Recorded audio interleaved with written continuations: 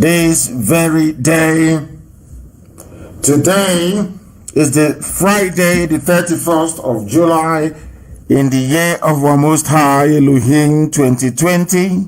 The time now is 6 minutes past 7 a.m. in the morning in the land of Biafra. We welcome each and every one of you, and because this very broadcast is going out to the entirety of humanity, we say good morning, good afternoon, good evening, and good night to some of you. Because the whole world is listening, you can receive this very transmission this morning via my Facebook page at Mazen Namdekano. We are on FM across Biafra land. We are on satellite. Some of you might be listening via YouTube. We are on Radio Biafra app. We are on Tuning. We are on Sweet Radio. We are on Simple Radio. We are on Radio Garden. However you have chosen, or should I say, whichever means you have opted to listen to us this very morning, you are welcome. Our lines will be open very, very shortly. I have nothing much to say this morning. I want to listen to all of you. I want to listen to some of you. I want to listen to what you have to say. All your questions will be answered. Anything you have, you bring it on. It will be answered as honestly as possible. Anything you feel may be troubling you, those you think may be worried about the dimension, or should I say the direction we are going, they are more than welcome to phone in to ask their questions this very day. As always, our questions are taken only via WhatsApp and also Skype, and I will make those available in a short while. But as always, and it's customary with us, I must pray this very morning. Very, very important. We are handing over all that we are to the Most High. But before then, you are listening to Mazen Namdekano. I am the leader of the indigenous people of Biafra, and by the very special grace of the Most High, a servant of the wonderful people of Biafra. I welcome you this very morning. Of course, this very broadcast was not announced prior to this very day, but as you all know, every Friday morning is our question and answer session. There was a session where we were not able to come live on air, but today we are live and we are direct, and the whole world is listening. Our enemies will do all they can to try to stifle us. They will do all they can to try to stop us. The zoo is paying unbelievable amounts of money to social media to stifle, to suppress, and to kill off what we are doing, but they cannot succeed. They have never succeeded in the past, and they are not going to start today. So without further ado, without further hesitation, we are going to pray a very simple prayer, which is our Lord's Prayer, the same prayer that Yeshua prayed when he was on earth. That those of you who may be misguided, those of you who may be confused, as to those of you who may become sometimes slightly, should I say,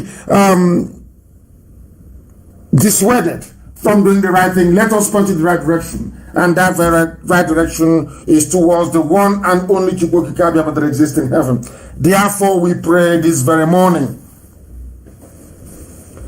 Our Father who art in heaven, hallowed be thy name, thy kingdom come, thy will be done on this very earth as it is in heaven. Give us this day our daily bread.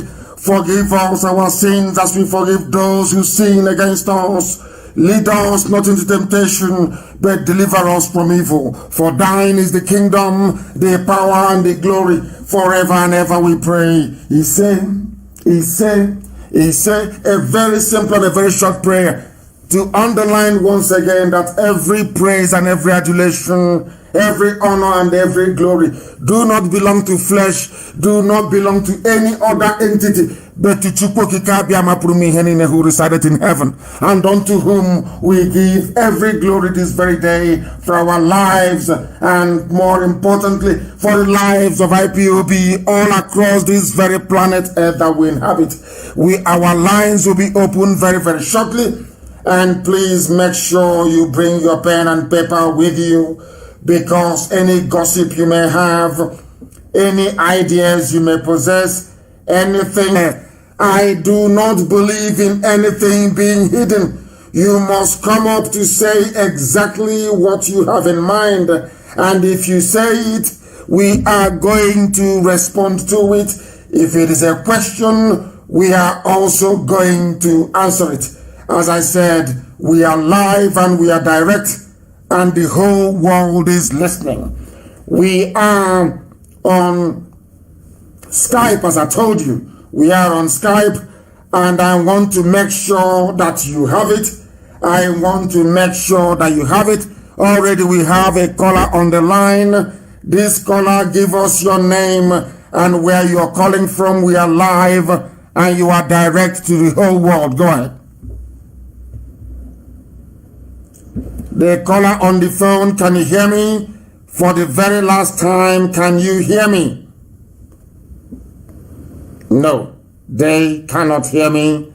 They are unable to hear me. They called and I took it, but they couldn't hear me. I have another caller on the line. Can you hear me? Yeah, my name is... Go ahead. I don't know what is going on. I have no idea. Can you hear me? The caller on the phone, your name and where you're calling from? Yes, I can. My name is Kingsley Okubi from South Korea. From South Korea. Are you part of IPOB family in South Korea? Yes. Go ahead, please. We are listening. Go ahead. Yeah. Great Ohamadike, I'm glad to speak to you direct. Thank you very much. Please go ahead. The vision I had about you before the zoo sent their men into your house, I had this vision that many, the dead, the one that died during the Biafra war, genocide, surrounded you. And in that vision, you were given a sword to say, hello? Yes, we are listening. Go ahead, please. Go ahead. Okay.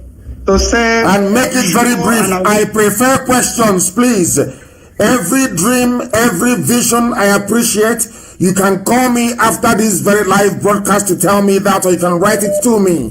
The whole world is listening. They want answers to difficult questions regarding our efforts to restore Biafra. What I need are questions, very difficult questions, or anybody who wishes to debate any aspect of what we are doing. I appreciate the dreams and I appreciate the vision. I need questions, please, because the world is listening. Okay. Go ahead. There is a question I want to ask again. Concerns where the name of IPOB was mentioned based on the petition people wrote against IPOB, that IPOB was attacking churches in Nigeria. So my question remains that what effort have you put in place to make sure that that thing are being removed? No, nobody wrote anything. It was a concocted report by a band of criminals being supported by the zoo. These are hardened saboteurs being funded by the zoo. No United States wrote anything. There was a very stupid blogging site that works for the zoo called Lumba. A very stupid set of idiots there in England. That very stupid woman. They are the ones peddling this rubbish because the zoo gave money to some saboteurs through Loretta Onochie to be peddling falsehood against IPOB. And in fact, I am disappointed. I am shocked. I am shocked that people have time for such people, for such nonsense. United States never wrote any garbage against IPOB. Not now, not tomorrow, not ever. People go and they concoct rubbish, claiming it's from the US. It is a lie. I challenge them to give you the link of any United States department, be it a governmental organization or non-governmental organization, castigating or saying anything wrong against IPOB. It is a lie. Let me tell people what they do not understand. Do you think we are trying to collapse the zoo, and in the process the zoo will keep quiet and do nothing? They have consultants, they have people they are paying, they have some even religious leaders. They give them money to write rubbish, and they write. The report you are alluding to, my dear brother, never came from the USA. It is a lie. I want you people to prepare for such a time as this. Okay. I want all of you, those of you who are attracted to gossip and to garbage, that a time will come when BBC will join this very attack against my person and against IPOB. They have not come, and you are collapsing right, left, right, and center. It is a lie. It is a concocted report, and it is a lie. No USA will do anything against us. Okay, Ohamadike, please, sir. The next question I want to ask you. You remember the history lane? How? Yes, go ahead. We are listening. Are you still there? No, they are no longer there. And please, one person per question. One person per question. I have a caller on the line. That caller is on Skype. Can you please hear me? Can you hear me? I can hear you, Maxi. Please raise your voice for me. Raise your voice, your name and where you're calling from, please. Okay, my name is Ifoma Mbago. I'm actually calling from Australia. From Australia? From Obo. From Obo. Before you proceed, I have to ask you a very simple question. Are you part of this noble family of IPOB in Australia? Are you one of us in Australia? No, I tried calling, but the number isn't going through. No, I'm not. Honestly, I'm not. You are not? Okay, please go ahead. We are listening. What questions do you have for us this morning? Please go ahead. Okay, thank you so much for giving me the audience. My question is now, I know you, was it last week you talked about like Nigerian, the National Nigerian Petroleum Corporation being owned by the zoo. Yes, of course. So my question is now, what will happen once this whole zoo thing breaks up? Like Biafra finds its own way, Oduduwa finds its own way, and Arawa.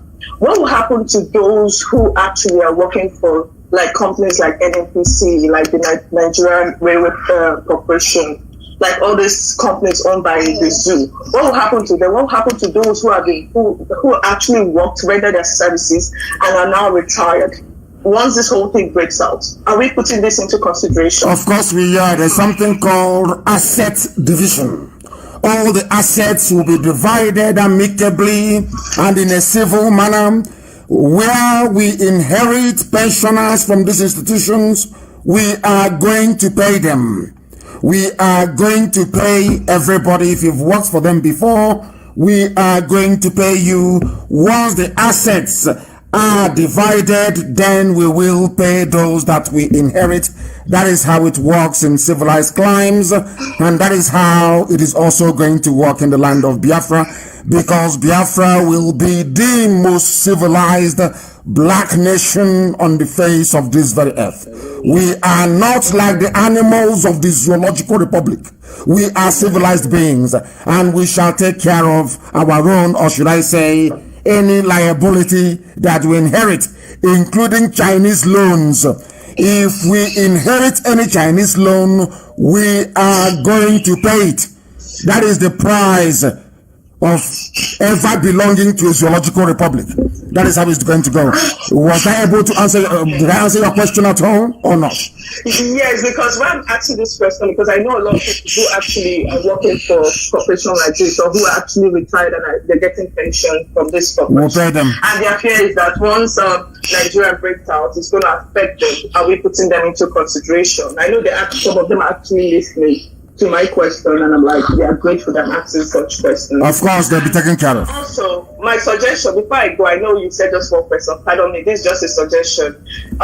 My suggestion is this: for all these governors, all these politicians who have actually stolen the Southeast wealth, like the Biafrans' wealth, like the money and all that, and actually sending them abroad, like to China, to Netherlands and to New Zealand and all that.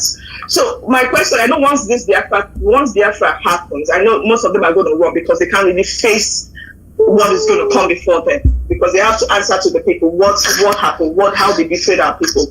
My own suggestion is this: once they leave Biafra land and they die, please, they shouldn't bring their corpse to Biafra land. Just like Putin said, he said a lot of them, once they get money, they steal money from Africa, they take it abroad to invest and all that. But once they die, they bring their corpse to Africa.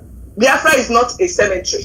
That whole thing has to stop. Since they're not going to face the crime they committed, once they die, they should bury them where they spent their money. Am I making sense, Martin? Of course you are, and that is what we are going to adopt. If you have stolen money from our land and you've sent those assets abroad, your corpse will never come back home. Putin was right, of course. And that is one of the dangers with Africa and Africans. And as I keep lamenting every blessed day, the way we reason is what troubles me more than anything else. I don't know why other people will always gravitate towards something that is nice and decent and good. But in Africa, Africans will always gravitate towards evil, towards gossip and towards nonsense. We always tend to promote those things that are actually inimical to our development as a people. And why that happens, I have no idea. Why the brain of a black man is wired to accept always what is evil, what is against them, I have no clue.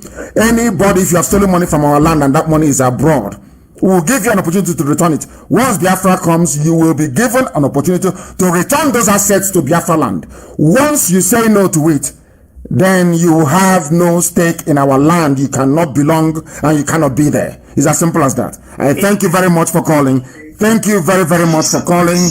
And may Elohim continue to be with all of you, especially those of you in Australia, because Australia is doing exceptionally well.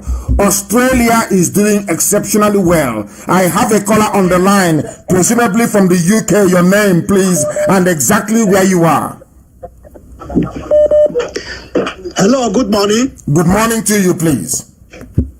Yes, my name is Dadabo Ifani Emebo, and I'm calling from UK. Please raise your voice. Your voice is very, very low. Please raise your voice if you want to speak to us. Go ahead. Yeah, my name is Dadabo Ifani Emebo. Yes. I'm from Obiaruko, Okwani in Biafra land. Okwani, thank you very much. Please go ahead. We are listening. Go ahead, please. I've got a question for you. Yes. My question is that, in view of the high environmental degradation in Biafra land, yes, what is the plan? What is the plan? How are we going to upgrade our environment? Because when you come abroad here, especially in the UK where I reside, you know, the environment is just impeccable. You see, and that is one of the things that attracts people when you come here. You see, that's one of the things that attracts people when, you know, so like go to Aba now in Biafra land. It's an eyesore. It's a complete dustbin. Yes. What plans do we have to bring our country, you know, our state to that impeccable condition, you know, the environmental policy, because here everything is driven by the government. You know, there are laws when you build your house. There are laws about your external, you know, your field, how you do your gardening, you know. So, you know, what plans do we have? You see, because everybody is that, you know, there is no plan. You just build your house. There's no kind of concentration to the environment. Our green, no, there is no greenery. It's like a concrete jungle. You see, what plans do we have? I will tell you exactly the plans we have. And I will answer your question this way, because this was exactly what we told, or what I explained to people about the abandoned property in Iguacha. And I want to use that as an example.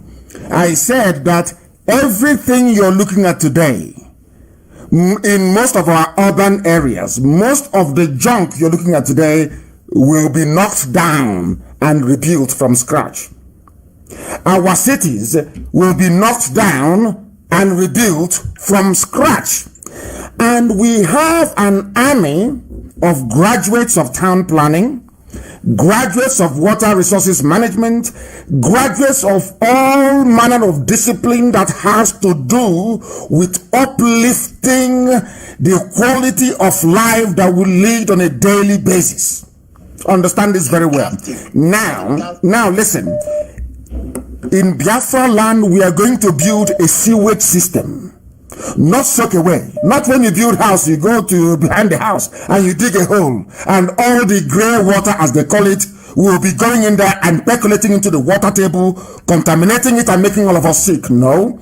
We are going to have a proper sewage system. We are going to have a system of drainage and canal system linking everywhere in Biafra land together the same way you have it in the UK. If you go to the UK, you see a canal system. Every developed or advanced society has one. We are going to clean up all the mess in Ogoni land, in all the oil producing areas. We are going to meticulously clean them. And how are we going to do it? We will excavate the earth, the contaminated earth. We will go to a treatment plant. We will treat the soil and the sand, and then we'll bring it back. That is how it is done everywhere. If you go to a brownfield site in the UK, before they build any house there, or should I say a set of houses there, they first of all treat that very land. That is what we are going to do.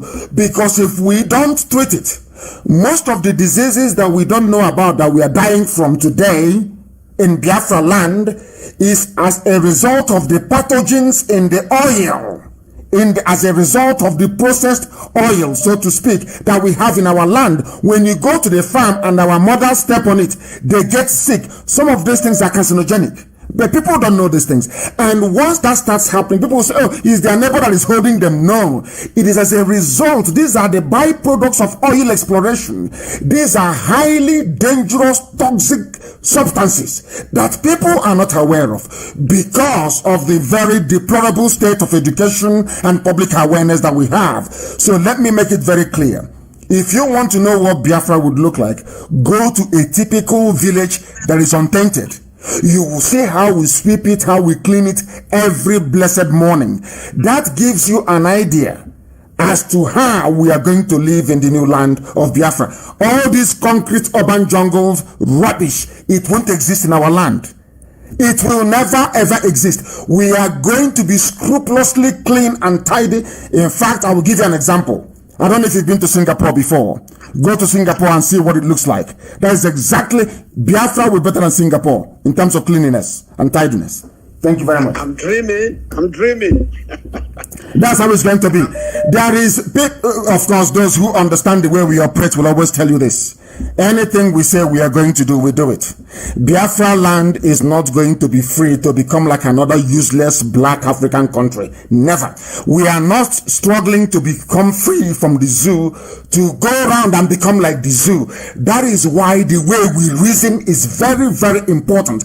If we are going to stay in a Biafra where people listen to rubbish, where people gravitate towards gossip, you are going to have dictators. People will steal your money and they will dump it abroad. You will do nothing about it. But if you're focused on your civics, if you're concerned about the welfare of your people, about how clean the environment is, then Biafra will be heaven, as we had always intended. I have a caller on the line. This very caller, can you hear me? Your name and where you're calling from, please. No, we have spoken to you before. If you have called before, please do not call again. Allow other people to be able to speak. The name of the caller on the line, please, and where you are calling from. Yes, good evening. Good morning, Maz. I'm calling from Doha. From Doha. Thank you very much, in the Middle East. Thank you very much. Please, we are listening. Maz. Yes, go ahead. Yes. I'm from Isalambana. Isalambana. Wadike, please go ahead. The world is listening. The whole world is listening to you. Please go ahead. Okay. Okay, sir. So I want to contribute about this our 1 million march in US. Yes.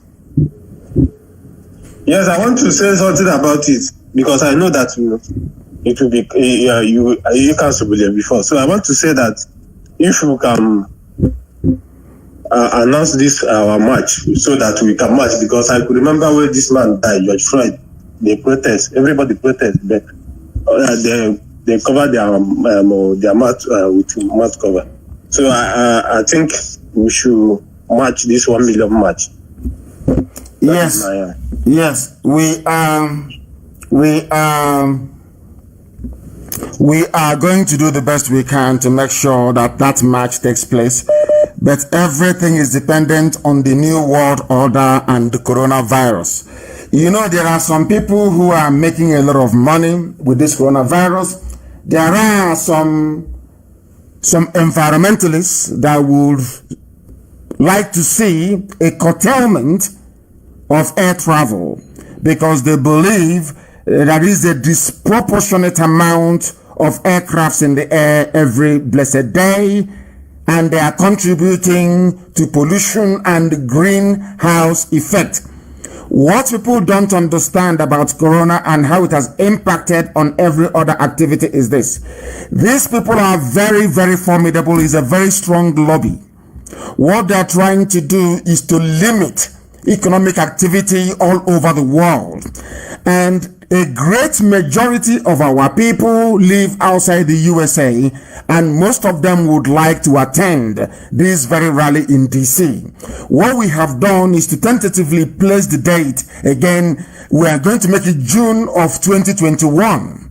But we are hoping it's going to be a victory rally rather than a rally to sensitize and to enlighten the American public as to the plight of the Biafran people. Because we are doing everything we can to make sure that Biafra is restored this very year. I mean, in 2020, we are doing everything we are going to do. We shall do it to make sure that Biafra is restored this year. That is why any other talk about presidency or us marching in Washington is secondary. But we are hoping it will be a victory lap rather than one designed to sensitize and to bring our plight to the awareness of the American public. Thank you very, very much. We would like to go and march in Washington, and we are going to do all that we can to see if that is going to be possible. We have another caller on the line. This very caller, give us your name and where you're calling from. You're live and you're direct, and the world is listening.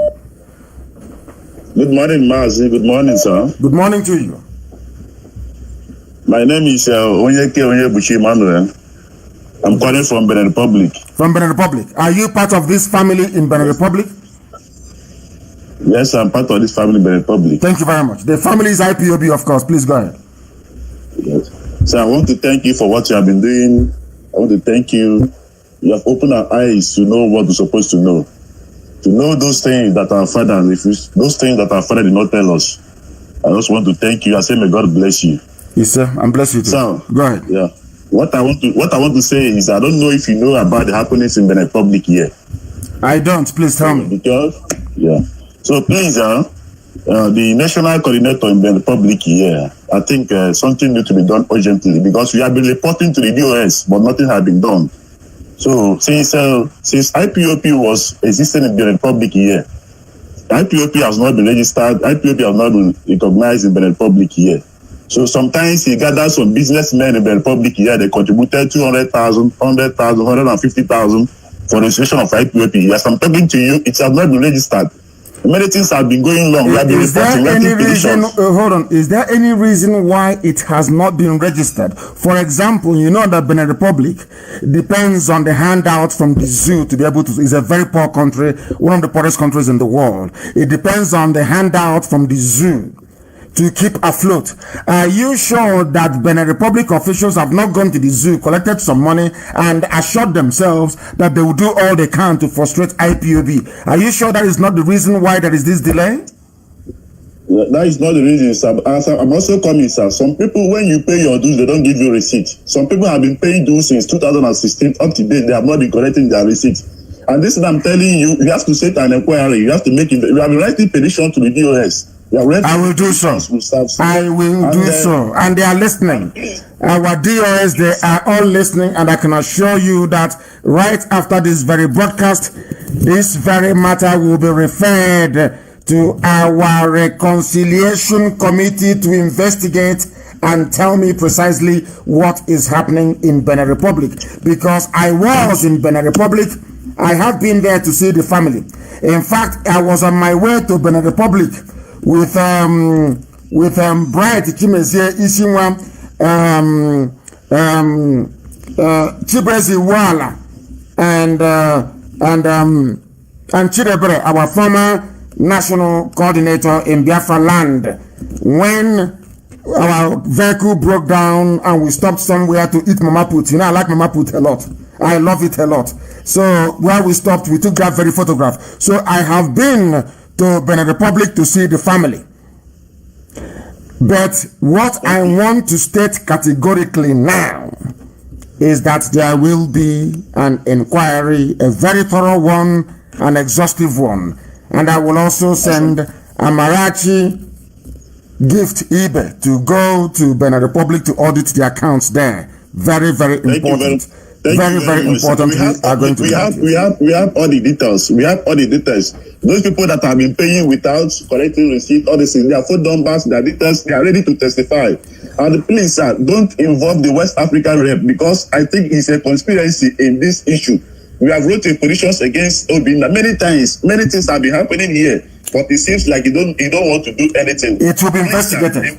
Not only investigated, we'll find out why there's been this delay from the DOS to actually prosecute this very matter, considering the gravity of it and the seriousness of it, because we want IPOB legally documented and registered in every territory of the world where we are domiciled or where we find ourselves present. We need to make sure we are appropriately and authoritatively documented, so that the authorities in those countries will know that we exist. Thank you very much for your call. I value it, and I'm sure they are listening. Mazi Doziem, who is our head of Directorate of State, I am sure they are listening, and I need answers to the very difficult questions that you have raised. I need answers to them. Thank you very, very much for calling. We are live and we are direct, and the whole world is listening. Our lines are jammed as always. People are very, very interested, and they want to register their views and opinion. And if you are a regular caller, now is not the time for it. I want some of you who have not been calling to call. There are people that know these numbers and they want to be calling all the time. I do not appreciate it. I don't at all. I have a caller who happens to be on Skype. Please give us your name and where you're calling from. We are live and we are direct, and the whole world is listening. Please go ahead. Okay. Yeah. Good morning, sir. Good morning to you. My name is Igwe Anyele. I'm calling from Paris. From Paris, you are in France. Are you one of this very family? Are you one of us in France? I want to know. Yes. Thank you. Please go ahead. Okay. So I have just one question and one announcement to make. Please go ahead. My question is, our people working in the Nigerian government, like maybe the police and the rest of them. Yes. When Biafra come, as we are going to graduate this year. Yes. That Biafra must come this year. When Biafra come, what will be their fate? Their fate will be like anybody else. If they are found to have colluded with the enemy to suppress our agitation, to go and arrest our people, they'll be tried and jailed. But if their hands are clean, then of course there are many of them in the police and in the army that call me all the time, that tell me what is happening in their various departments and what they are doing. So there are most of them who are the children of the Most High, Chineke, as we call ourselves.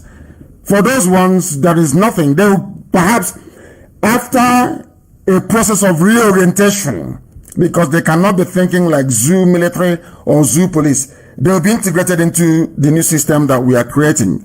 But if you are involved or implicated in the arrest of our people, in the persecution of Biafrans, you will be tried, you will be jailed, and if you're found to have killed anybody in the process, you will be hanged. It's as simple as that. Okay. My announcement is from my own perspective. I think this Fulani Janjaweed, yes, destroying farmlands.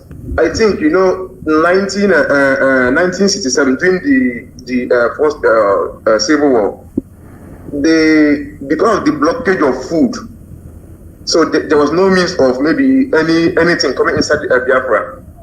So they think if they are able to destroy our family land, that is why they are there. If anything occurs, hold on. You are actually correct. I think the question you're asking is what we're going to do about the Janjaweed who are in our farmlands. They will be driven away very, very shortly. I announce it, and you see, people must understand the way that I work. I don't believe in all this hiding. You keep hiding your motives and your intentions. I make it very clear. There is no way they can be in our forests. And we'll be talking about being free. It's impossible. They have been placed there with their weapons, their ammunition, to try and do all they can to suppress this very agitation. That's what they're doing, to deny us access to food, because they know that we have new and novel ways to produce food. So that all that their nonsense, all that their garbage, the blockade of 67 to 70, instigated by the British and executed by Awolowo, cannot work this time around. Of course it cannot work. So that is why I said we are going to be 100% reliant on the things we are making. Our arms will make them, our food will grow them. We are going to grow them in warehouses, we'll grow them in our basement, we'll grow them in our homes. Every home can produce vegetables. We have the technology, we know how to do it, and we are going to do it. All that nonsense of the past, food blockade, arms block, all that rubbish is gone. We are not depending or relying on anybody again to do anything for us. We are going to do everything ourselves. And the Janjaweed cannot be in our forests, as we are planning, as we are basically articulating a way out of the mess that we are in. It cannot happen. So if you are related, I know that some of you have Fulani blood in you. If one of your relatives are in our bushes, if you're a traditional ruler and you've sold our land to the Fulani, you better ask them to leave, because when we start our own madness, because it's going to come, and this very year it must come, when we start our own madness, if there is any Fulani settlement in your land and you're a traditional ruler, you are an accomplice, you will go down for it. I'm telling you what I'm telling you, so you will go and plan with the zoo, you will go and connive with every sabo that is alive. Do everything you can to stop us. That is why I say to our enemies, do all you can to stop IPOB. You cannot. Not today, not tomorrow, not forever. It doesn't matter how many you are. And do you know why? Because Chukwu Kikabiama is at the helm of what we are doing. At the front of our march, God Almighty in heaven is there, because we have done nothing wrong. We are not asking for something that doesn't belong to us. We are seeking to go back to the way we were before the white man came. The white man is not God. The white man cannot create a country or a nation for me, because I cannot create a nation or a country for a white man. It's as simple as that. Any idiot who cannot understand this, may stupidity have mercy upon your soul. I cannot help you. I have a caller on the line, please. Your name and where you're calling from. We are live and we are direct, and the entirety of humanity is bearing us witness. Please go ahead. Good morning, my able leader, Martin Namdekano. Good morning to you, please. Your name and where you're calling from. My name is Mazia Kanobodo. I'm calling from Abu Dhabi, United Arab Emirates. Abu Dhabi, Middle East is with us this morning. Please go ahead. What questions do you have to ask? You ask them. So I want to thank you for the wonderful work we have been doing for we Biafrans all over the world, both home and abroad. Thank you. And I want to thank you for everything, for your effort. And say, may Chukwu Kikabema bless you in the name of Chukwu Kikabema's name I pray. Yes, sir. Go ahead. So I have no question, but I want to thank you for that very wonderful work. And also all my able leaders in United Arab Emirates, my national leader, Prince Aikike Chukwu, and all the rest of them. And also the people that have never been joining our movement, so that they will have the need to join us, and also for us to fight till we get our motherland, which is Biafra. Yes, sir. Yes, sir. Yes, sir. Yes, sir. Thank you very much for that.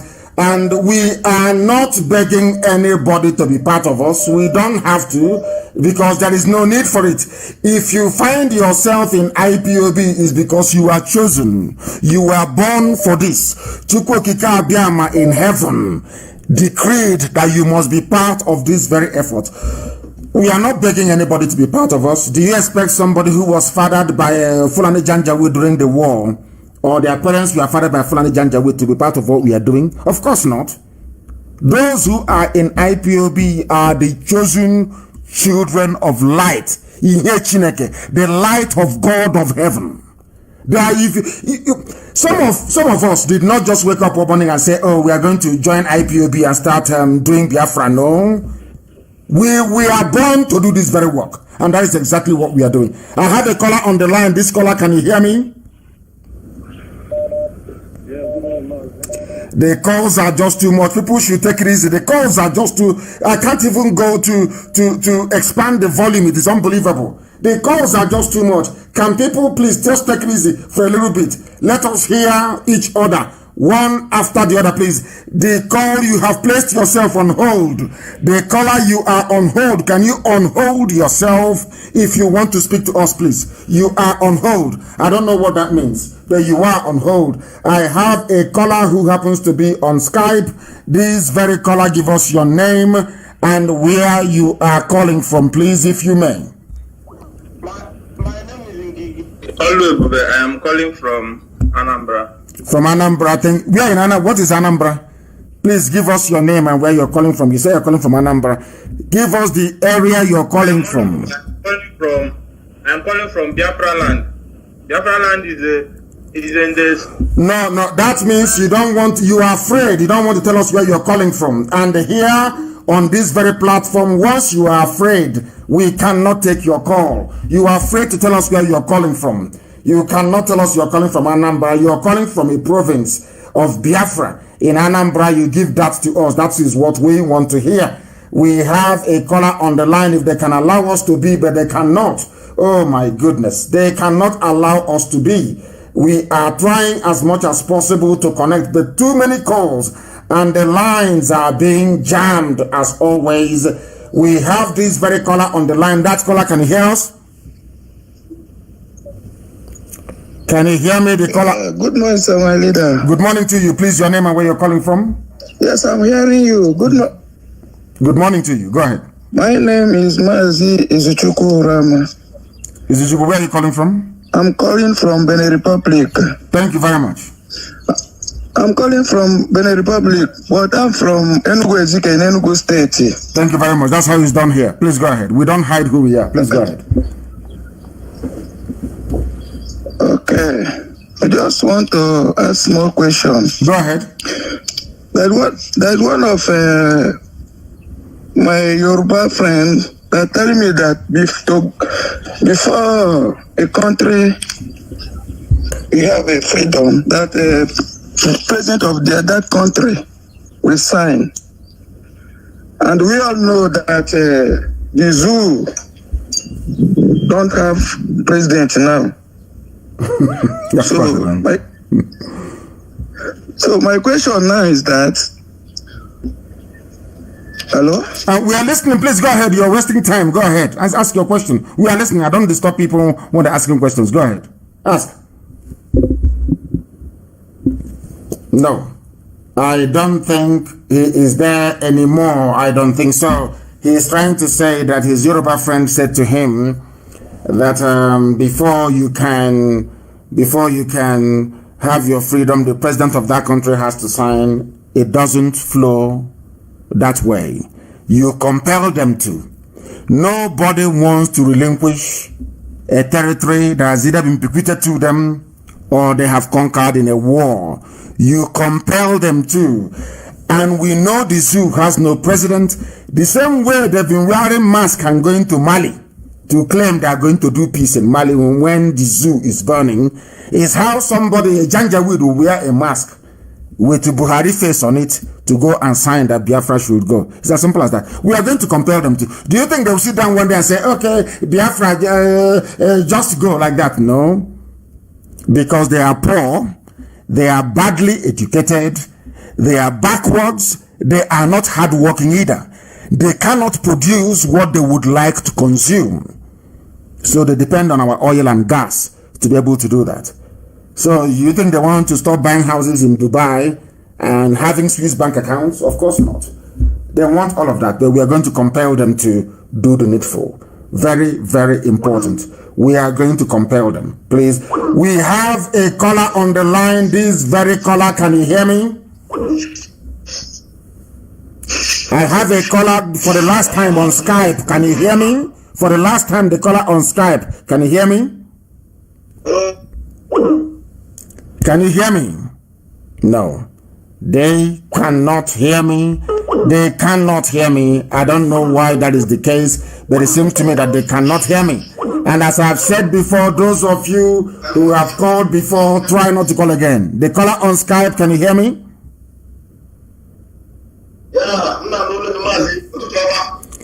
Yeah, come.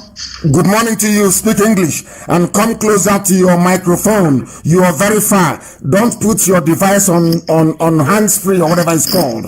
Come closer to your microphone and you speak. Give us your name and where you're calling from. Then your question, please. Your question, please. Good morning, sir. Mazi. My name is Chibu. I'm from Amazon, Kalago. Kalago. Thank you. Please go ahead. Where are you calling from? I'm calling from Hereford, Germany. From Germany. Please go ahead. Yeah. My question is, Mazi, please, is there any way you can ask some people in Biafra, Germany, our brothers, those of them who have started IPOB before and all of a sudden they stopped?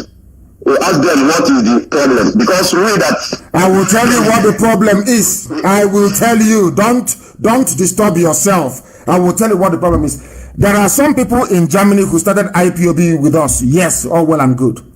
Today, they are no longer in IPOB, and I will tell you why. You see, we must learn to be disciplined. I have said this thing to people many times over. There is a problem with a black man. Once a black man is holding a position, and you vote them out of office, and you say your time is up, you've done enough, thank you very much, let another person try, they will get upset. And that is why in Africa you have dictatorships, and it cannot happen in Biafra land. I have said it many times over. I will not put myself forward to contest for any position when Biafra comes. To set an example for others to learn that you don't cling on to power for life, it doesn't belong to you. We have people in Germany in positions of authority. They, for one reason or the other, they were suspended from IPOB. They stopped paying their monthly dues. Some of them have not paid for 2.5 years. And let me tell you something. In Munich, there are some idiots in Munich, and very soon I'll mention their names. In Munich, in Germany, the same Germany we're talking about, they went and collected money from München municipality government, or is it Bayern? They call it. Somebody who has not been contributing to IPOB funds, they went and used the name of IPOB to collect money from Munich government on behalf of IPOB, which they're not contributing to, and they planned how to spend the money. Somebody who has not been contributing to IPOB for 3 years got a contract for the wife to fry puff for those who are going to do jamboree. You're collecting contract to fry puff for your wife to fry puff so you can make money from IPOB, but you have not been contributing to IPOB. Why should we allow such idiots to be in IPOB?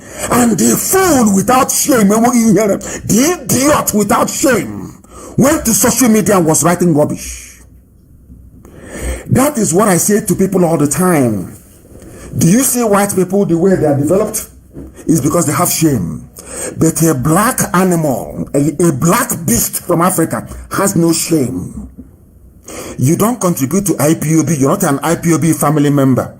You tagged yourself to people that went to Munich Council in Germany, collected money on behalf of for IPOB project. The German government gave them money to go and run IPOB and to go and do IPOB community development project. And you came. You still had the face. There was no shame in your eyes. You came and said, oh, my wife knows how to fry puff puff. Oh, let my wife fry puff puff. They gave your wife money to fry puff puff. And when I went to Germany, I asked him, did you contribute to IPOB?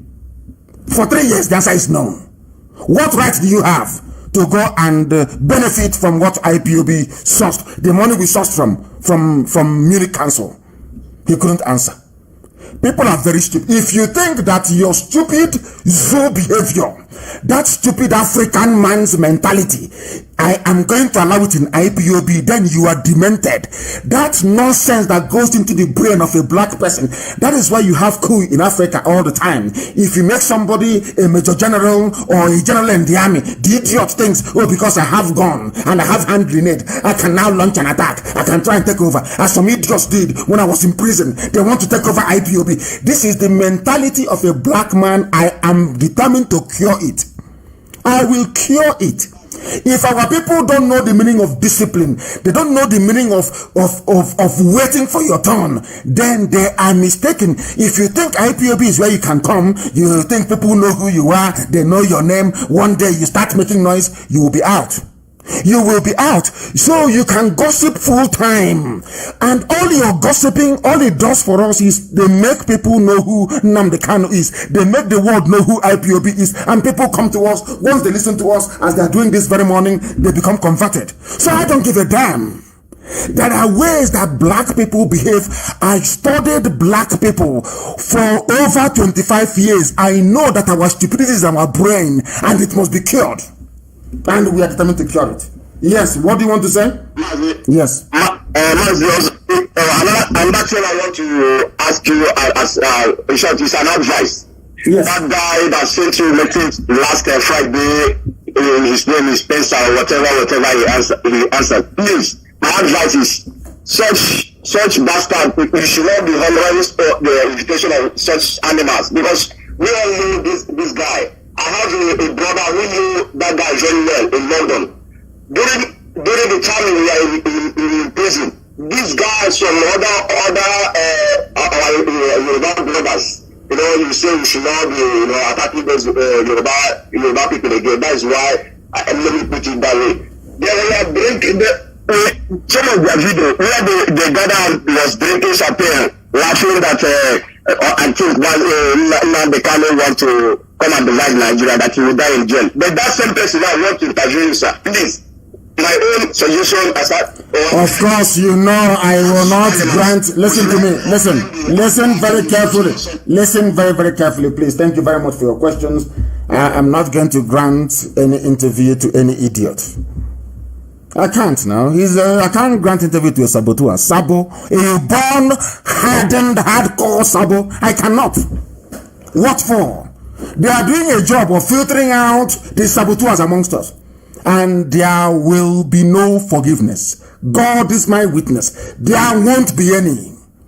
All these hardened saboteurs, there will be no forgiveness. So the idiots who are going to plead on their behalf in the future, you are wasting your time. There will be none. None, because a black man is foolish. We must teach them that being foolish cannot be a part of the new Biafra. We are dying to make sure that we restore. Never, ever, ever. They must understand that. We are live and we are direct, and I can tell you that our lines are jammed. Completely jammed. I don't know how we are going to do it, but our lines, believe you me, they are jammed. They are jammed. That I can assure you. People are now calling. Maybe Skype is a bit better. And for those of you who are wondering what the Skype is, it's IPOB 2020 at outlook.com. It's called IPOB Biafra. IPOB 2020 at outlook.com. That is our Skype. And if you call us there, of course, we will be able to take your call. Very, very important. And for those of you who have called before, some of you, I can see your pictures or whatever, and I can tell. I don't want you to call again. Allow other people to call and have their voices heard. If you have called before and you keep calling, your line will be blocked. Please, I don't want that to happen. Your line will be blocked. Very, very important. Stop calling if you have called before. Please stop calling. Stop calling if you have called before. Stop calling, please. Let us take this call. The caller on the line, can you hear me? The caller on Skype, can you hear me? I can hear you. Good afternoon. This is Biafra. I am here from the local government in Enugu State, Biafra land. And where are you calling from? And I based in Mumbai, India. Mumbai in India. Please go ahead. Yes. Well, you see, please, I have this question to ask. Ask it, please. You know, in many of your broadcasts, you normally say that we, the Igbos, we are the Asians. Yes, the old people, yes. Okay. So, the question is this.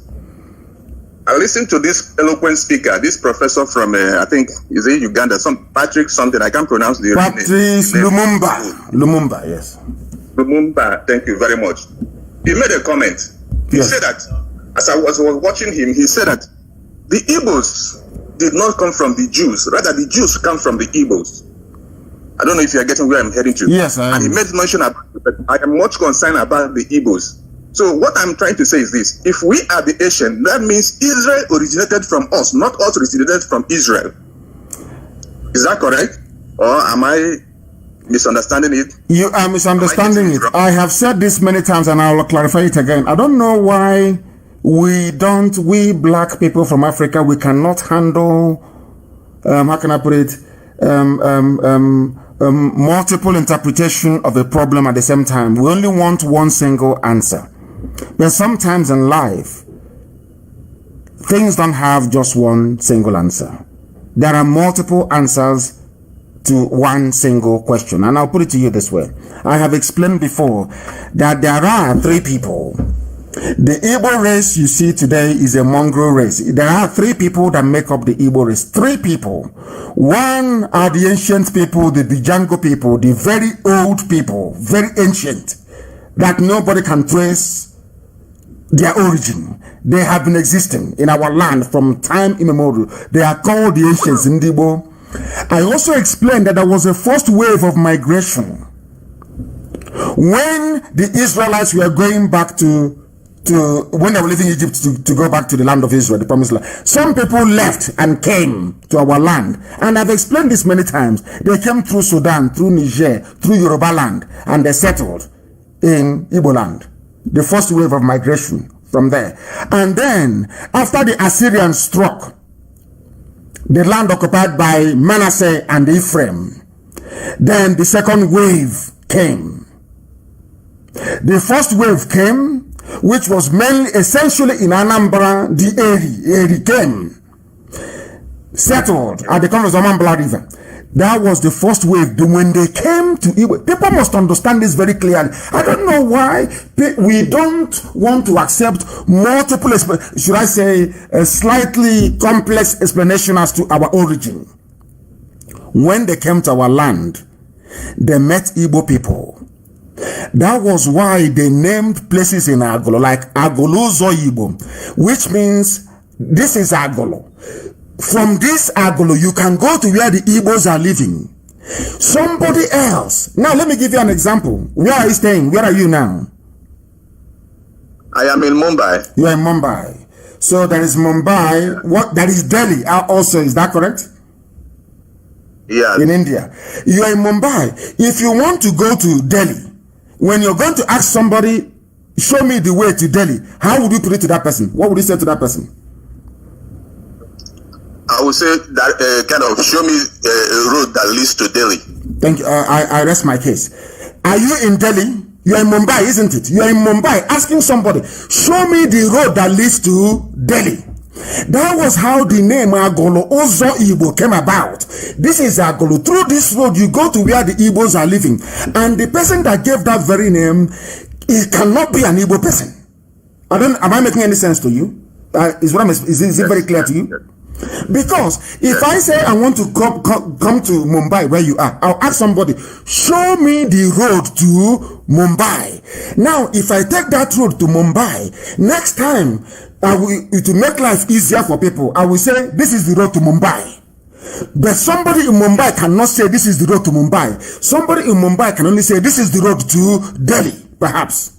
Do you understand what I'm saying? That was how it happened. Yes. That was how the name Agolo Uzo Igbo came about. When our forefathers came, those that broke away, when Moses was leading the children of light away from Egypt into Israel, some broke away and came. And when they arrived, if you go to Aguleri and Umweri, when they arrived, they were the ones that said, "Na ndi Igbo bi ebe di etu a." There are people called Igbo people and they are living at so place.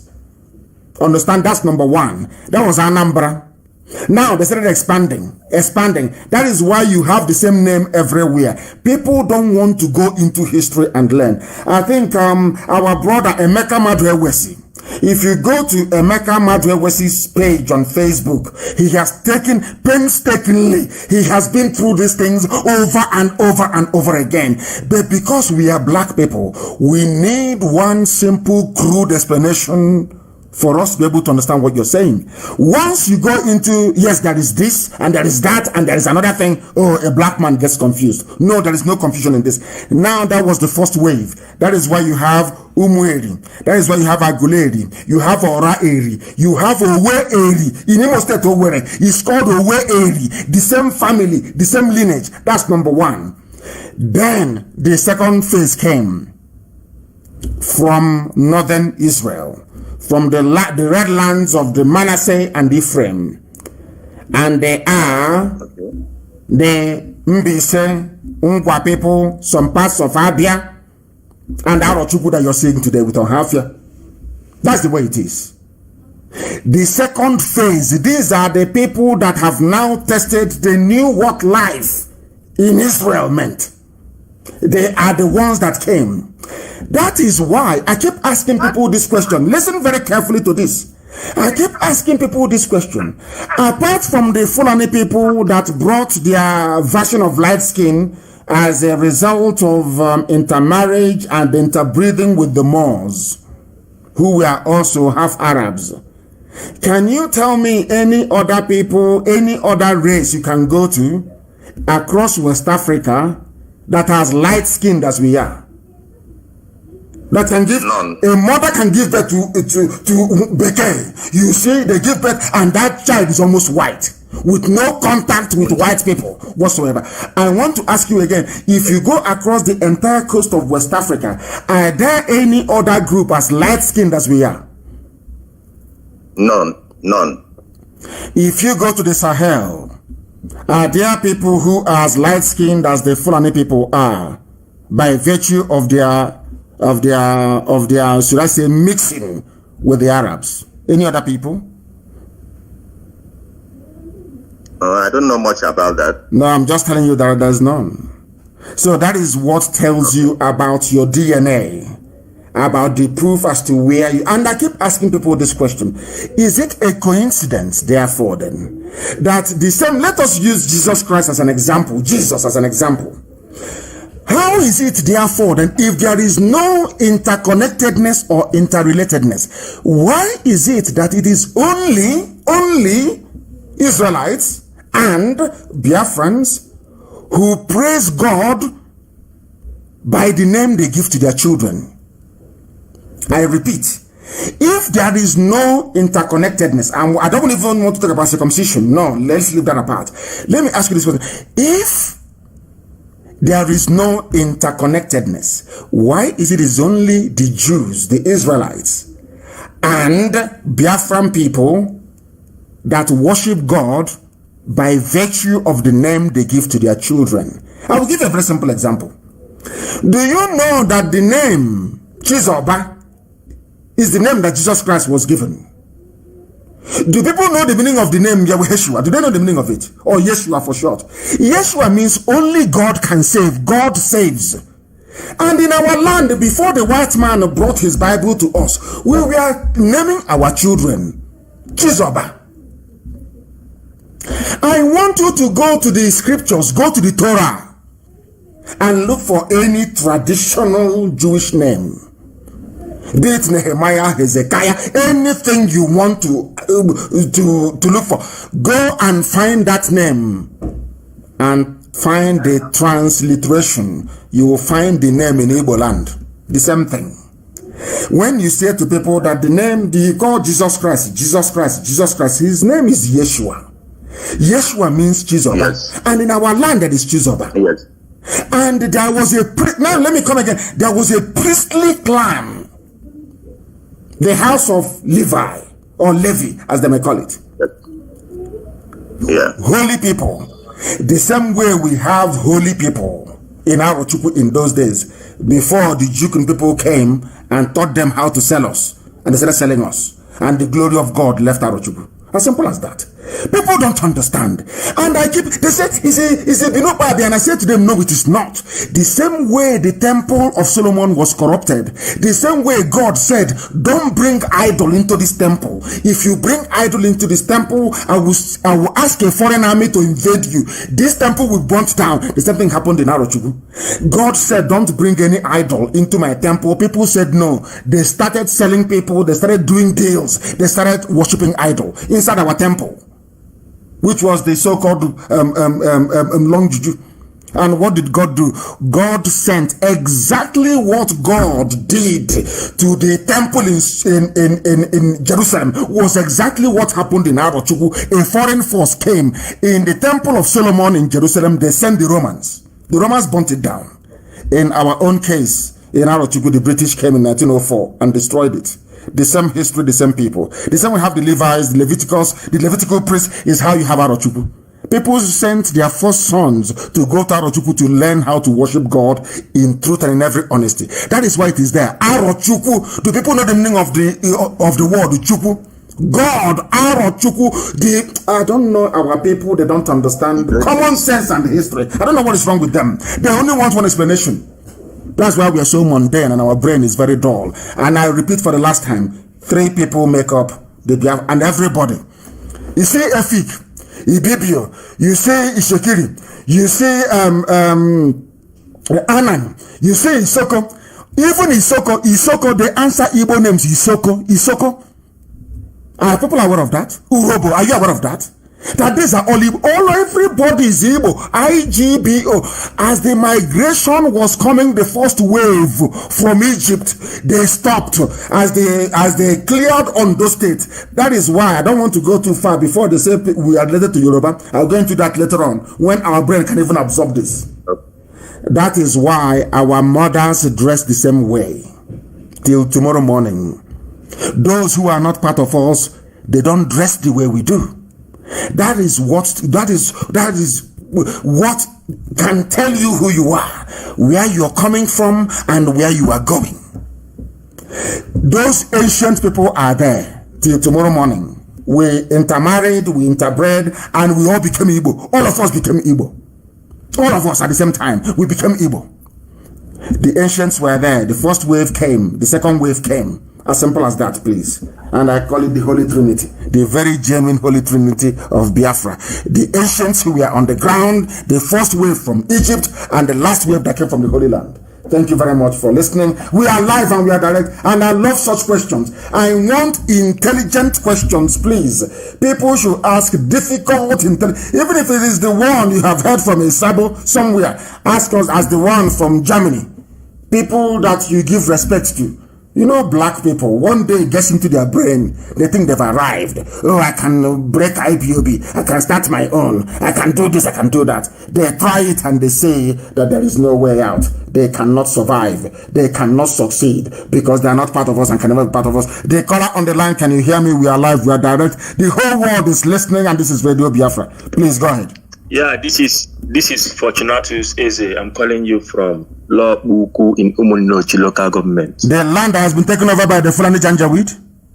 Thank you. Yeah. It was given over as the first Roga in Abia State. The first Roga in Abia State by Otis Okalo gave it to the Fulani Janjaweed, and today they're killing us there.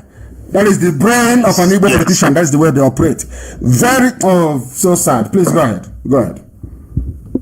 Sir, it is a very disheartening situation that even our mothers had to go on a rally on Monday.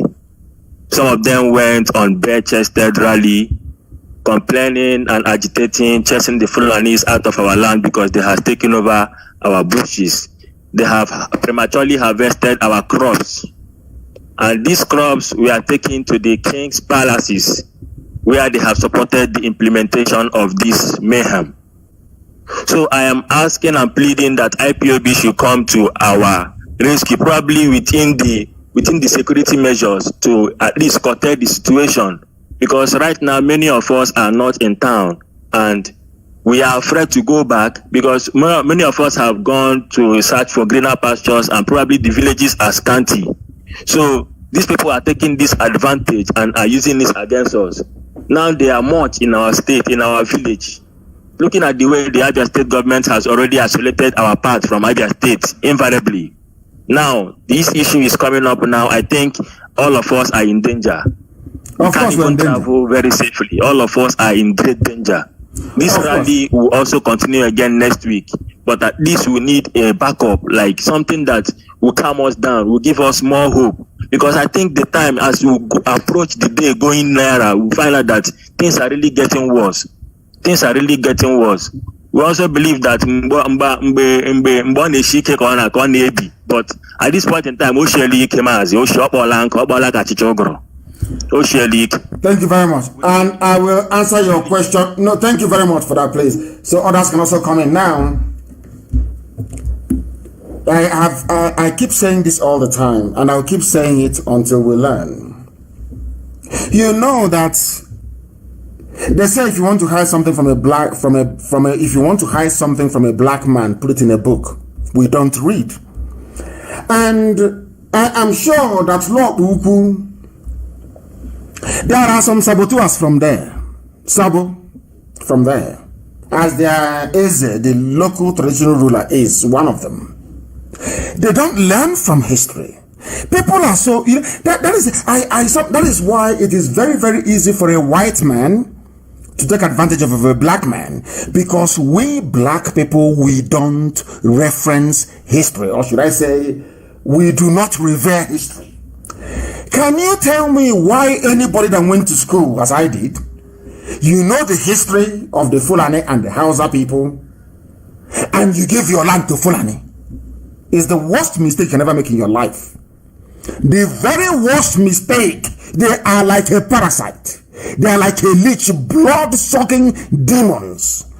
And in the olden days, they may not have gotten away with it, but now you have Britain supporting them. Britain has an agenda.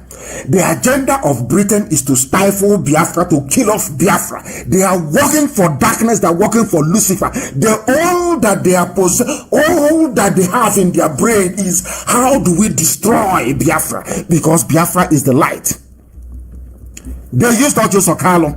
They put a bet in front of him. Oh, presidency. Oh, you will be this. You are our favorite son. Oh, come, give us what we want. The idiot foolishly gave them Lobubu. Now look at the consequences today. To remove them from that land, you need to go to war to remove them from there. Do you understand it now? That is why when I look at an Efulefu, and I will say that Efulefus are possessed by the devil. You have Efulefus yapping and talking rubbish every day, talking nonsense every day, but their land is under occupation by an enemy. They know it's a very vicious, very brutal enemy. They will never talk about it. Now, all they do is, some of you are foolish. Some of you are foolish. You keep responding to saboteurs and to Efulefu. You people are so hopeless. Any idiot that responds to Efulefu, you're a fool yourself. And I will tell you why. The reason why they are doing it is, as they are in our villages, in Lobuku, in Lobanta, in Oka, taking over our land, they keep gossiping, taking your eyes and attention away from the real problem. That is the job of an Efulefu. That is the job of Sabo. That was why Loretta Onochie recruited them. As they are writing and taking your eyes away from the real issues and focusing on gossip, your land is being taken. By the time you run out of data, or you're tired of gossiping, you go back, you no longer have a village to go to. Your mothers will start protesting. You don't know? Some of you don't know the amount of enemies that Biafra have, because white people can see what a primitive black man cannot see. White people have deduced that it is only Biafra can save Africa. They know it. So what they have done is to go and groom a very primitive race like Fulani to come and sit on top of us. And given that black people are susceptible to envy, a black man will not envy a white man who's doing very well. No, of course not. He will admire him. But a black man, once he sees another successful black man, the first thing that comes to their mind is envy and destruction. That is the part of the DNA in a black man we are going to remove in Biafra. That DNA of jealousy and envy and evil in a black man, we will remove it in Biafra. We will take it away from all of you who are cursed and who are possessed. Of course, we remove them. We are going to pursue all of them from our land. They will live. And the day we commence our pursuit of Fulani from our land, you will see the world media, BBC will start writing. You see that satanic BBC, that work of Lucifer, that Jezebelian establishment, that BBC, you will see them, they start writing. And I feel very, very ashamed that despite what BBC did to us during the war and what they are doing now, some so-called prominent Igbo people will go to BBC to go and be talking rubbish. You give them audience. When they came, we asked them, are you for real? They said yes. I gave them interview. My wife gave them interview. People they will realize that their mission was to destroy. Their name is just BBC Igbo. The same way we are being destroyed today, the same way that the mission of some governors, because of what they can get for themselves and their children, they sell all of us. And when you see us in IPOB, we are dying. We are every blessed day, we are doing the best we can to save you. You can't even understand it. Because you're a nigger, you're black, you're foolish. Your brain cannot comprehend. Now you understand it. I remember the idiot writing, oh, don't give money to any pro-Biafra group until they sit together. The idiot has not contributed one dime in 3 years. The bastard has not contributed not one single penny in 3 years. That is a black man. That is how they listen. That is how they behave. And that's why we are poor. That is why fun is in our land, conquering us every blessed day. And you are busy responding to fools when your land is under occupation. That is their job that they're doing. Their masters have paid them, distract them, confuse them, put confusion in their midst. And you idiots, you fall for it because you gravitate towards gossip. I don't know what is it with gossiping and an Igbo man. You people are useless, honestly speaking. I have a caller on Skype. Please give us your name and where you're calling from, if you may. The caller on Skype for the last time, your name and where you're calling from. Good morning, my name is Buka. I'm calling from Indonesia. Indonesia, please go ahead. We are listening. Please, my question is, please, all these things that is going on in our land today, like all these Fulani people pregnanting our young ladies, please, for my own, I'm saying that this thing will be an obstacle for us tomorrow. Because these children that they are giving birth to our people this time around, in times to come, it will be an obstacle like they have been to us this time as we are now. Please, what do we have to do to prevent this thing from happening? Because I'm seeing this tomorrow as in future, it will be a very big problem to our people, to our unborn children. There is nothing much we are going to do than to, do all we can to get Biafra as quickly as possible. That's the only thing we are going to do. What else can we do? Because some of these fools that were given birth to between 67 and till date, they are the Sabo you see everywhere. Sabo you see them everywhere. You think that they are answering Ifeanyi Chukwu, they are answering Echijioke, they are answering what are these are stupid names, Emeka. You think that they are with you. You don't know it's Janjaweed blood in them. They will always welcome their people. So when they see our villages being occupied, they start the homecoming of their people. So they are happy, they are relaxed. And you have our daughters who are not getting married. And you have your women, they are not getting married to our men. And they cannot sit down and ask themselves why. Because most of your men are abroad. And they have married foreigners. So who's going to marry you? If Biafra doesn't come, who is going to marry you? I keep asking. That is why it is even in their interest to make sure that we get Biafra as quickly as possible. There is no need going to your pastor and praying, "Oh, pastor, I need a husband." When that husband is somewhere in Indonesia, so husband is in Malaysia, they have to get their papers, and for you to get the papers of the country you're in, you have to marry a local person there. Don't you understand it? Anyway, of course we are black. What do we know? Common sense eludes us. Very, very sad indeed. We are live and we are direct. And the time now is approximately, should we say, 8:26 in the morning. 8:26 in the morning. The same way black people, everything is gas explosion. They're killing people in Lagos. Oh, it's gas explosion, and they will agree. And they're all graduates. They are sensible people, and I very much struggle to believe it. We are not sensible, has never been and can never be. I have a caller on the line. Please give us your name and where you're calling from, please. Good morning, Mazi. Good morning to you. My name is Chiwoke Chiwike. I'm from Obingwa, United States. And where are you calling from? From Obingwa local government. I'm calling from North Cyprus. From Cyprus, yes. Yes, go ahead. What question do you have to ask? Ask your question, please.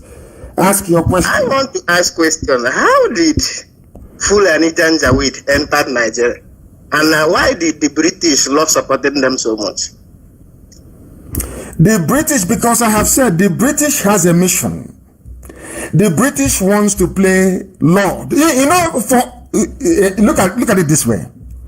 Do you know the meaning of the word Lord? Do you know the meaning of the word Lord? Yeah. What is the meaning of it? Yes. A lord, let me say, a kind of someone, he's at the top. It's my honor. My honor. Yes. My master. Yes. My honor. You own me. Once I call you a lord, that means you own me. You are my own. You own me. Do you know that Lord is a name that is reserved for God only in heaven? Yes. Good. But why would I'm coming on? Why would Britain have it as a title to give to a human being? If you ask me, because they love to own people. Thank you very much. Now they discovered something very simple. They discovered that they want to play God. You know, they are white, they are Caucasian, they are God. They want to own every other person. They went to China. China said no. They went to Japan. Japan said you're talking rubbish. They went to all parts of the world. But wherever you have black people, they succeeded in subduing them. Be it in South America, be it in Africa, be it in South Asia, places like Papua New Guinea. That has been the history of black people. But people never take time to study these things, you see. Anywhere you have black people, anywhere in the world, they are suffering. Somebody is their Lord.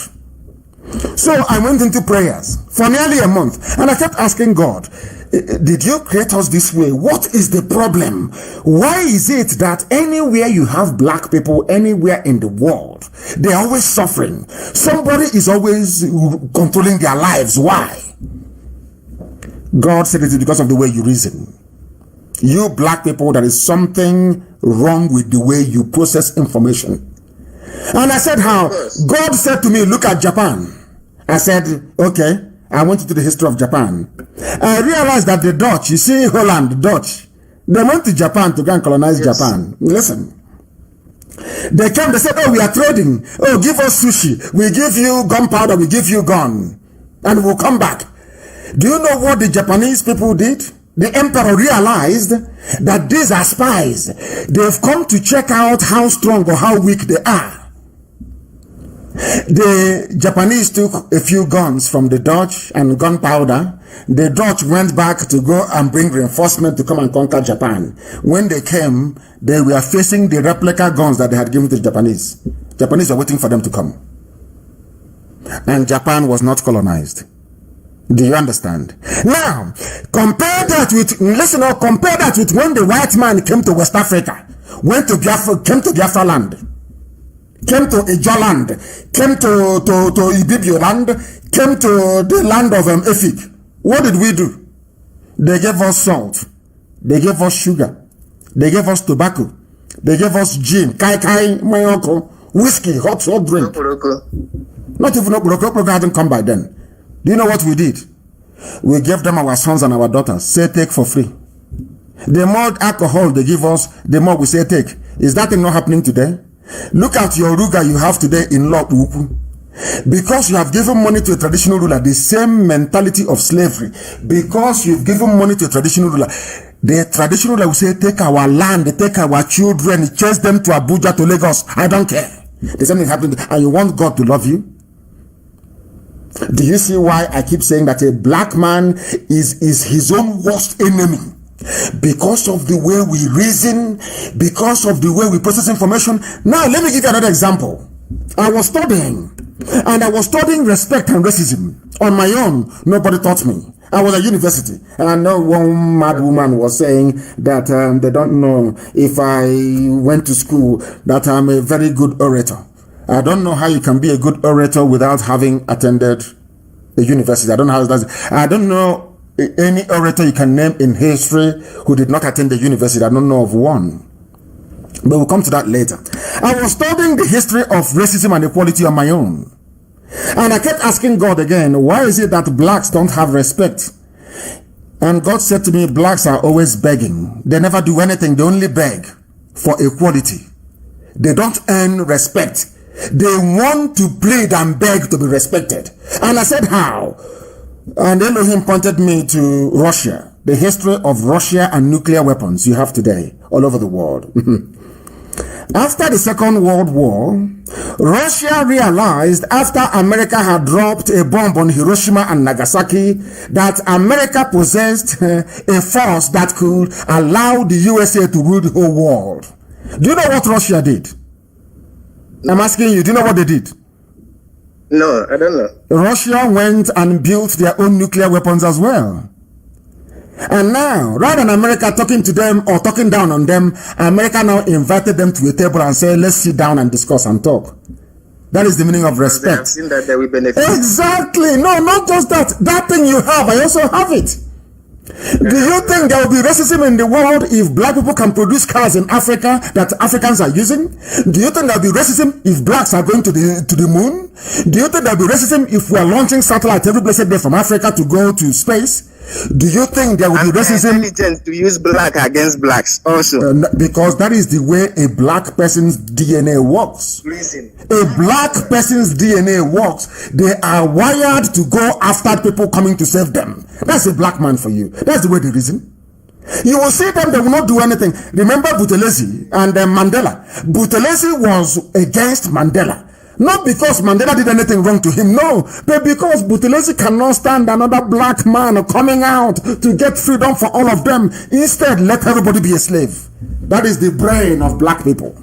That is why we are backwards. You don't produce mobile phone, you don't produce laptop computers, you produce nothing. You don't generate any electricity. You can't even build your own roads. You bring Julius Berger to build your bridges for you. You bring Chinese construction firms to build your roads for you. You don't produce light. You have engineers. You go to Germany, you beg Siemens to come and build electricity grid for you.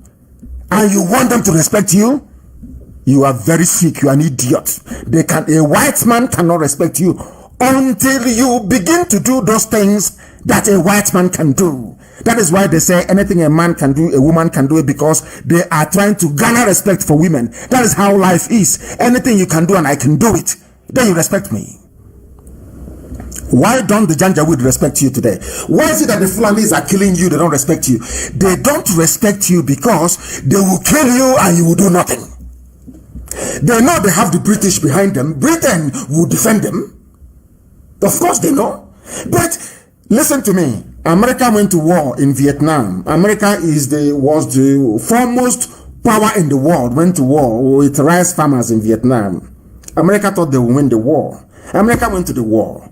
The Vietnamese said no. Sheer willpower. Vietnam said no, you can't conquer us. That is how men behave. If it's black people, oh, give up now, sign, surrender now. Our children are suffering. Why can't you just surrender? That is the mentality of a black man. That is why black people are at the bottom of the world. At the bottom, always begging, always begging. We are in this nation in America. Please, why can't you help us? Every time it's racism. Because you are foolish. You are black and you are foolish. That's why they're stamping on your head. That is why they kneel on your neck. I asked a very simple question. How many Asians have they killed in America? How many South Koreans have they killed in America? How many Russians have they killed? How many Spanish people have they killed? Why can't black people reason? Why they don't reason is only God, their God. Only their God knows. I have no idea. Only to gossip. Yap. Every blessed day, what is the newest gossip? They go and they gossip their lives away. Meanwhile, Fulani are in your villages. They are killing you. They are raping your mothers. Sabo, that doesn't appeal to him.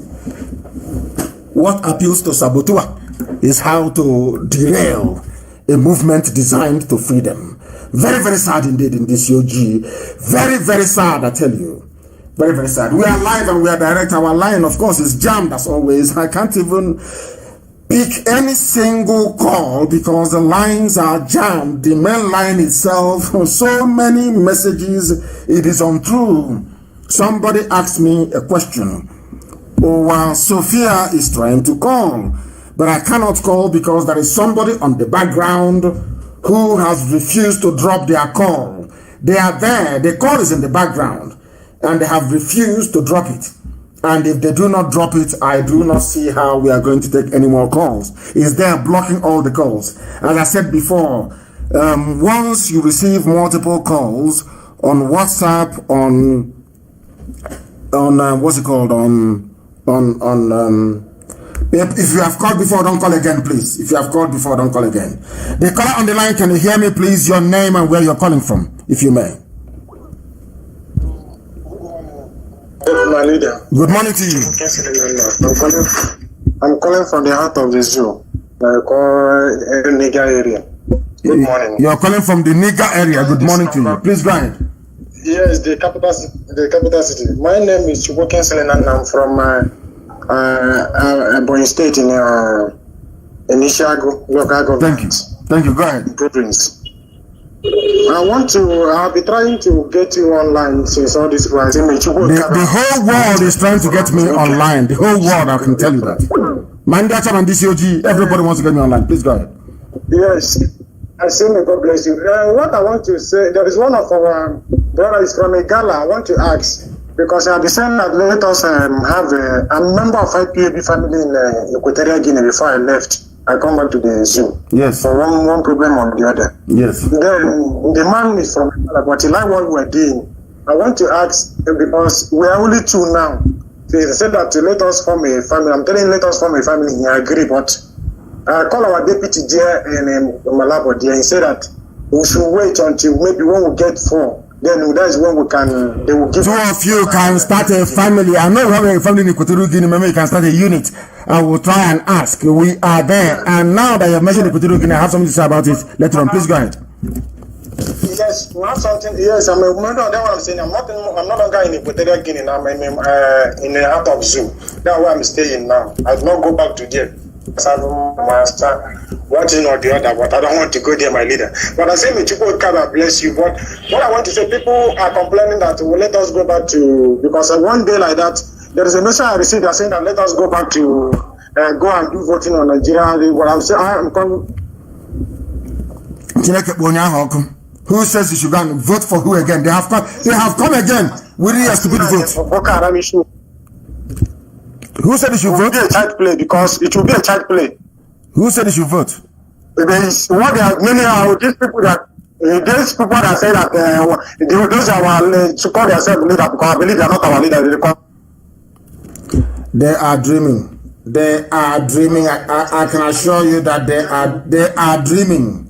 My dear brother, they are dreaming.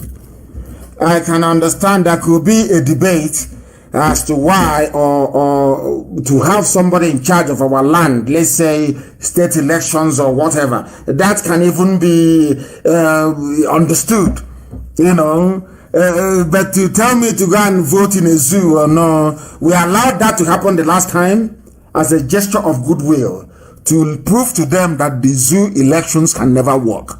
We have proven that to them. People voted in Imo State and they took number 4 and made him number 1. And they have come again. Oh, please. Oh, please. Talking about Equatorial Guinea, of course, Igala is Biafra land. Today, there are Igbo people in Equatorial Guinea. It is a recognized language there. In the next 100 years now, should people continue to give birth to Fulef? They say, oh, they're not Igbo. Hey, how come? I don't say that. But they are there today. Go and check. They are there in Equatorial Guinea. Igbo language is spoken in Equatorial Guinea. They have a community there. And once Biafra comes, they will come back home. Those that want to come, they will come back home. And I've said it before. They say the landmass of Biafra land is not that big and all that rubbish. And I'm saying to them, once Biafra is restored, every black American that wants it will be given Biafran citizenship. Any black American who wants it will be given Biafran citizenship. They will all come back home. Instead, we'll build 100-story building. If 1 single building that is 100 stories can contain the whole of Afaruku, my entire village can live there with space to spare. So we know what we are doing. So for some of the idiots saying there is no land, what are all that rubbish? Why do you think man conceived skyscraper? Why do you think so? Why, I ask you? People who don't know anything. They are playing with Biafra. They don't know the plan we have for Biafra. You see Alamajiri, they will be begging to come to Biafra land to buy houses. You know, they will still be, you know, and they'll keep stealing. Even the zoo, they'll keep stealing themselves dry. That is how they are. Because they believe in feudalism. But in Biafra land, I can assure you, in the land of Biafra, when they come, we'll say no to them. We are going to build a masterpiece. That when you see it, you will say, I would never in a billion years believe that black people are capable of being reasonable enough to build a nation like this. That is what we are fighting for. We are not against anybody. We want to be able to lead or live a dignified life on this earth. Dignity. Not all the time begging. All the time begging. Oh, please accept us now. We are black. You are discriminating. Every time. You people have no shame. Black people, we have no shame. No class. If I was a black leader at the turn of the time that slavery was ended in America, you know what I would do? I will go and take a land somewhere for only black people to develop and to grow and to build. Do you understand it? I will grow it. That's what we are doing. When people look at the size of IPOB all over the world, they marvel. They say, how is that possible? Something that no one has ever done before. Nobody. Not even our great leader, our eternal leader, was able to do what we have done. We have no media. You know, if you don't have any media, you cannot do anything. I said we create our own. Did we not create it? Did we not create it? They said, oh, they won't listen to you, nobody. I said, we'll make them listen to us. They won't write about you. I said, we'll make them to write about us. Continue doing what you're doing. That is why we are as formidable as we are today. Unstoppable. Everybody was, every other people Look at when OPC came, their leaders supported them, their governors, everybody supported OPC. Yes? When Boko Haram, even a terrorist group came, Boko Haram, they enjoyed the support of the late Buhari, all the North. They were with them because their aim was to remove Jonathan. When ISWA came, ISIS in West Africa, all the ruling heads of the North supported them. Now are you following? All of them gave them support. But the time IPOB came, first was Masop. It was Rike came, and he suffered and suffered and suffered. Sometimes I can understand how they frustrated him.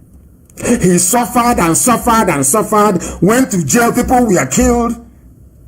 Sabo ganged up. They kept frustrating him to the point where they converted him into a Sabo like themselves. You don't know, I read all those things. I took time and I studied everything. I knew. I know that there would be obstacles. I knew it. I know our people will fail. That was why before I went to the zoo in 2015, I said, I will not let you down, but you will let me down. But fortunately for me, you don't know how much I love IPOB. You don't know how much I love you people. You have no clue. You have no understanding. As I was in jail, I was in detention, incommunicado. Somebody came to me and said, do you know what is happening outside? I said, no. They said IPOB have blocked head bridge in Onitsha. They have taken over everywhere. I said, what? He said, yes. I said, why? They said, because they will not let you down. I shed tears in prison. I said, my God in heaven. They said, we will not let our leader down who has been. He said it before he was arrested. My deputy chairman went to the archives and brought out the clip where I said, I will not let Biafrans down, but they will let me down. Biafrans went mad all over the world. They blocked Head Bridge on it for 4 days. And the world knew who Nnamdi Kanu is.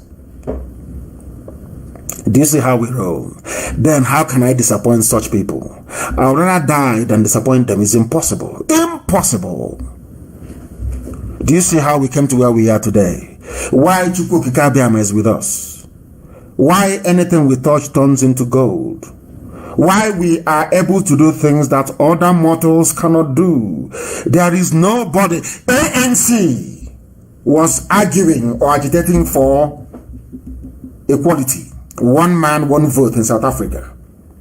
They were not asking for separation. But you see this IPOB, we are going to make Britain understand that amalgamating the North and the South was a mistake. And they will accept it.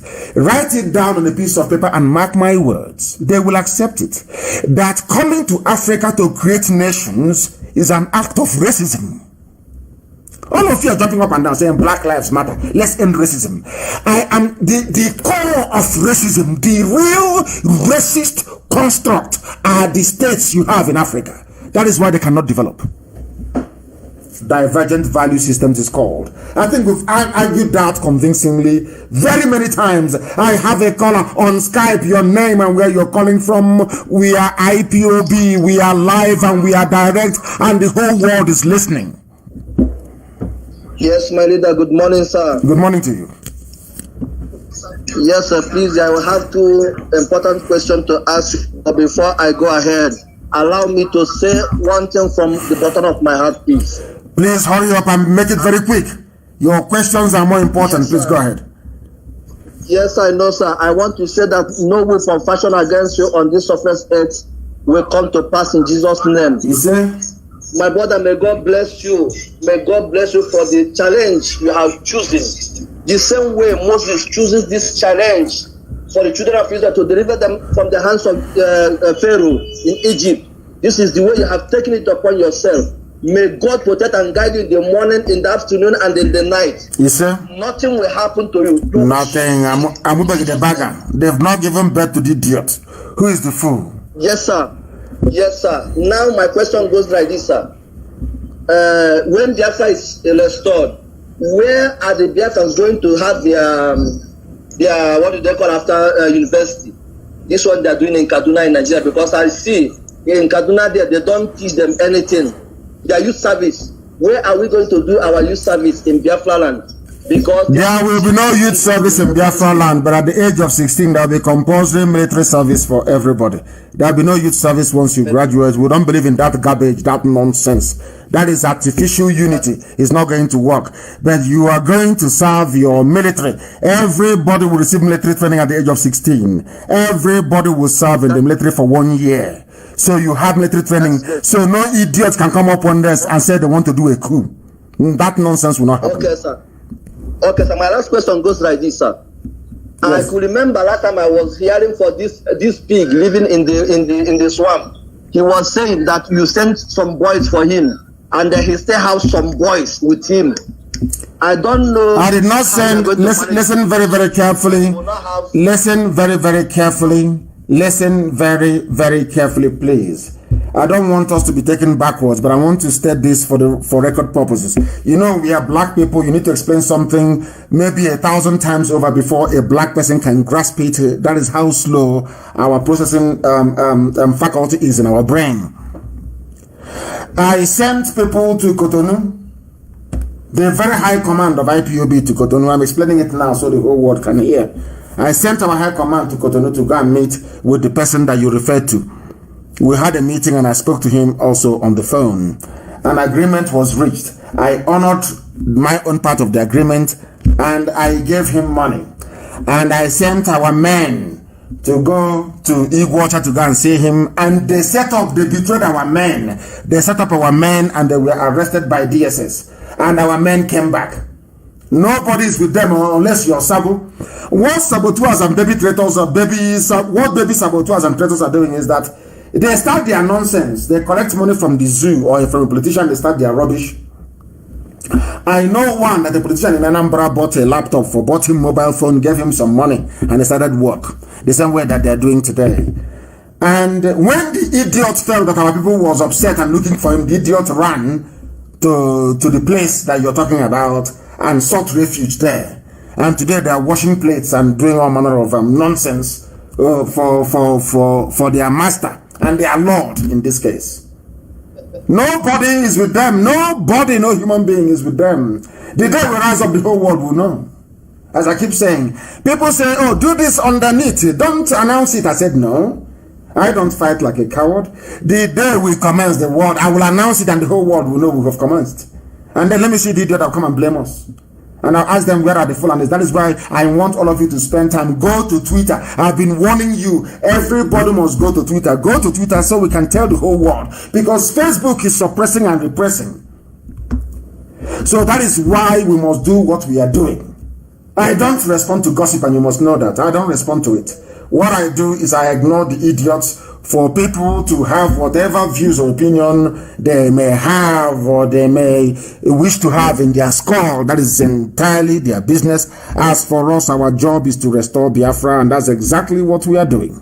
That is exactly what we are doing. We are live and we are direct, and the time now is approximately, should I say 6 minutes to 9. 6 minutes to 9. I'm taking calls mostly from Skype. IPOB 2020 at outlook.com.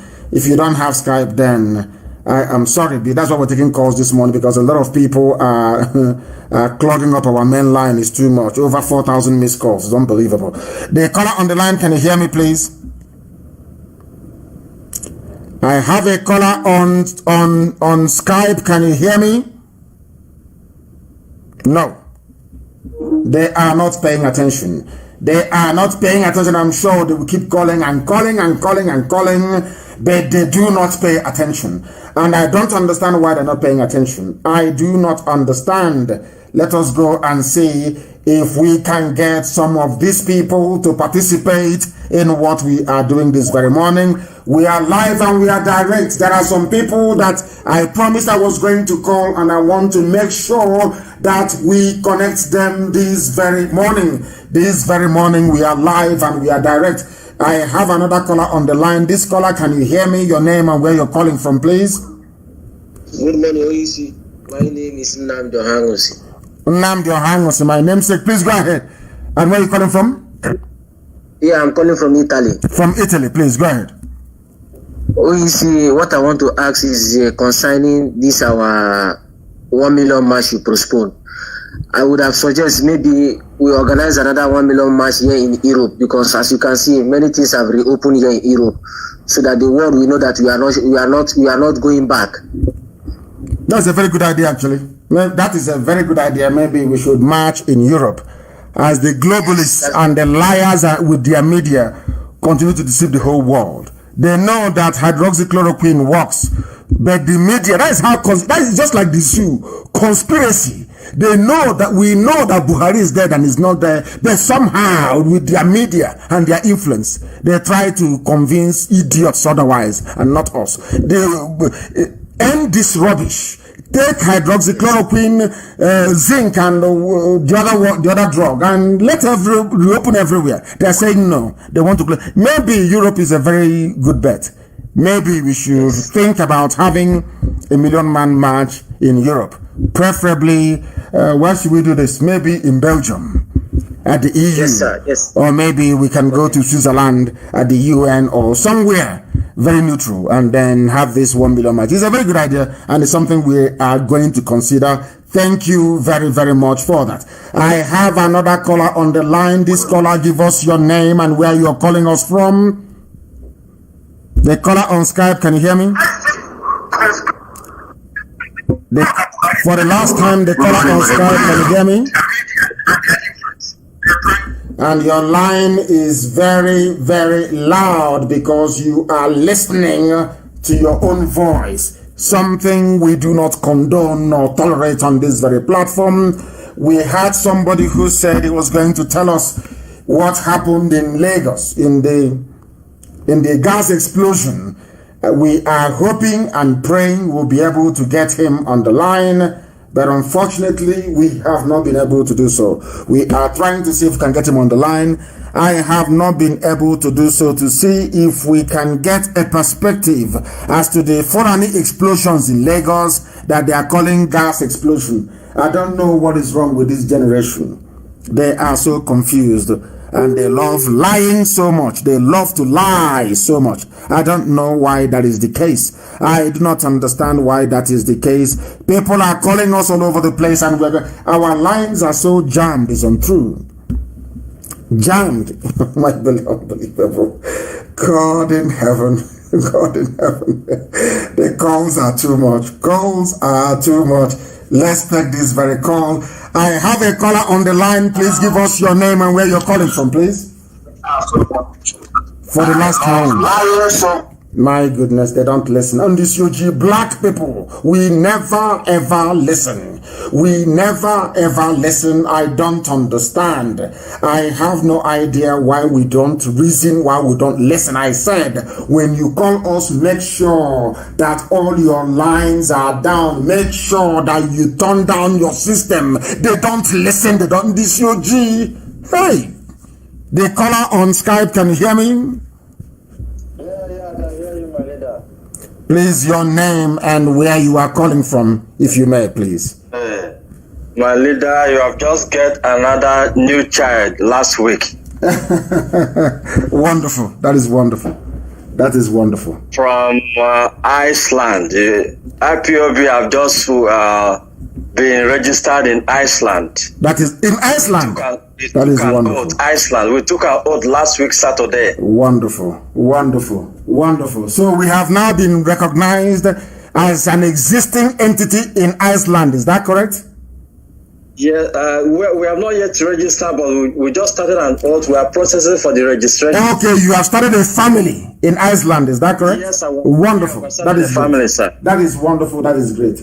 Absolutely amazing. That is wonderful. Thank you very, very much. Thank you. Thank you. Please, it's a very wonderful news. That is to tell them that those who said, who joined their Zoom masters to be saying that IPOB is a terrorist movement. And I have written a letter to the aeroplane tunnel asking him why the tag of terrorism cannot be lifted on IPOB, considering that we have been begging them. We are the ones taking them to court, begging them for over 2 years. Come to court and explain why IPOB is a terrorist group. They have not come. Appeal for 2.5 years because they know what they are running from. I thank you very much. And this brand new family in Iceland, I salute all of you very much. I salute all of you very, very much. Thank you for this. I am very, very glad that we are making progress. We are making immense progress. Somebody is in the zoo. Let us call them and see if we can get them to give us a perspective as to what happened. I have somebody by the name Pastor Jack who is on the line. Can you tell us what is happening in Ajawa State, where we understand our people, or should I say a significant number of our people are living in Lagos? Please go ahead. Thank you. Good morning, my leader. My name is Pastor Jack Chigozie. I'm calling from Lagos. Concerning the incident that happened at Inua Muhammad Street, Ajawa Estate, we visited that scene. The incident actually occurred on the 28th by 7 p.m. specifically. Although we went to that place to find out what actually happened. The woman selling, there's a woman selling wedding gas. She sells wedding gas, covered and oil. So we went to that place to actually uncover what happened. Mm-hmm. So this woman happens that this woman has been selling all through the day, but exactly 7 p.m. she closed her business and about going home. Yes. So two persons came demanding they want to buy gas. So the woman said no, she has closed. She's not actually going to open the shop anymore. But they begged her. But before I proceed, the two persons, one is Anafa and the other person that came with him. So they actually begged the woman. The woman said, okay, her daughter should attend to them while she do another thing. Mm-hmm. Other people who are also working their shop were within. Mm-hmm. But none of them can actually say what triggered that explosion, because if you look at the explosion, the way it went off, it looks similar to what happened to Abu Lado. Because nobody, even the people in that vicinity, that we are not harmed. Because actually 6 persons died on that spot. They are far. And the person he came with, the woman, the daughter, a tailor person there, and one other person. That 6 persons died. Then many people were wounded. So all the people that didn't sustain injury that are a little bit far away from that incident, nobody could actually explain what ignited the fire that caused the explosion. But the way we see from the things we see, this one have been there over years or most, doing that business without similar occurrence. But to our amazement, why actually that day it happened that way? And if she had been selling all the day, nothing of that nature had happened. Why is it actually that by that 7 p.m.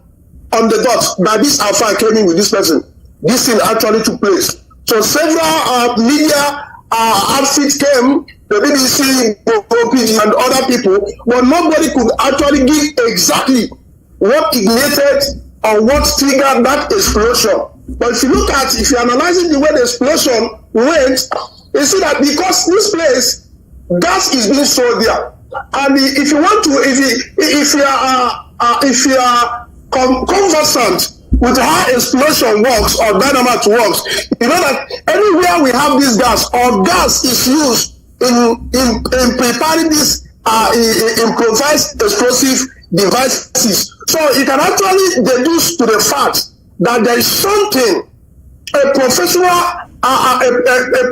has actually designed this thing and to explode this particular thing at exactly that hour, that wee hour. That is estate, yes, just like Festac and other places, many Igbo people are living in that estate, and there are other people as well that have their shop. We also have school close to that place, but the school, because of coronavirus, is not on session. So this is what actually happened in that place, my leader. Thank you very much. And So, in your opinion, it is not a gas explosion, although they used a gas premises to disguise it to look like one. It is not gas explosion. Is that correct?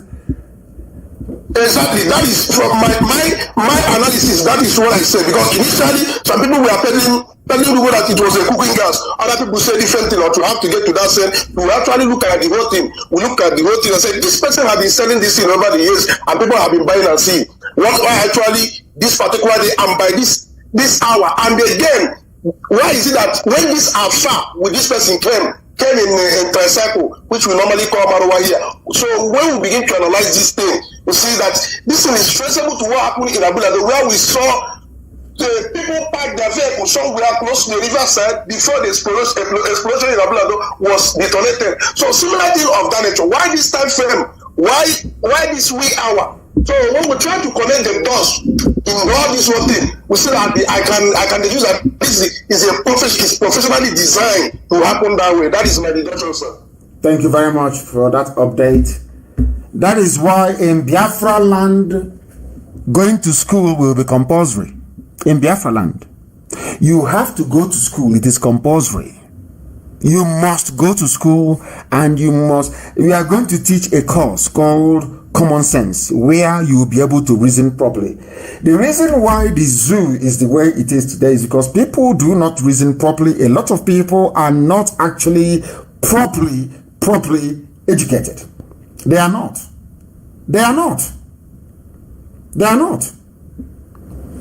Unbelievable. They don't investigate, they don't have forensics. Nobody can go to a bomb site to say this was actually what happened, these are the materials used, this is what we found. They always send BBC to go there. They'll do one until it's gas. We don't know what we are in for. We have come to the end of our program this very morning. It's only for 2 hours every Friday morning without fail. If something is going to happen for us not to come on air, we shall then inform you. We have come to you this very morning to answer some of your questions, and we shall do same next week Friday as well. But for some of you who couldn't get in, I will try to run a 3-hour program on Sunday, and I will only preach for 2 hours, and I will take out 1 hour to try and answer some of your questions. But do not understand what Sabo people are doing to you, to your psyche. As you are responding to them, so are their masters, so are their parents' relatives, who are now moving into your villages, the Janjaweed. Anybody who is against the coming of Biafra is a child of Lucifer, and they will be dealt with the same way that the devil is suffering in hell is how they too will suffer. I thank all of you this morning for listening, and as always, do not forget that Biafra is our religion. Here on Radio Biafra is where we worship, because Elohim Chukwokika Biama is our God. I thank you very much for listening. From me, from here, good morning.